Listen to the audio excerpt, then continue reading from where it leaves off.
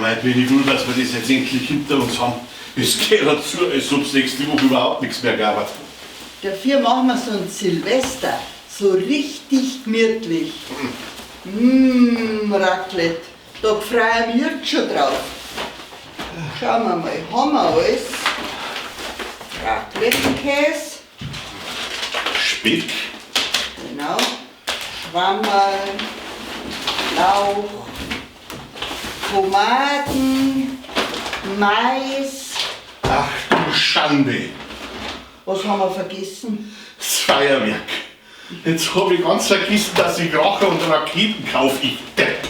Ach geh, das ist doch nicht so schlimm. Für die schon, ein bisschen eine Böllerei gehört schon dazu. Ach geh, dann machen wir halt dieses Jahr Brotstockböller. Hä? Ja. Brot kracht doch überhaupt nicht daheim. Außer wenn wir natürlich Bohnen und Sauerkraut zum Raclette machen. Und da steht die Freundl. Du kriegst absolutes Böllerverbot. Das ist ja Gefahr für Leib und Leben. Alles okay? Oh, ups. Sag ich doch, das mit der Böllerei hast du null unter Kontrolle. Immer dasselbe.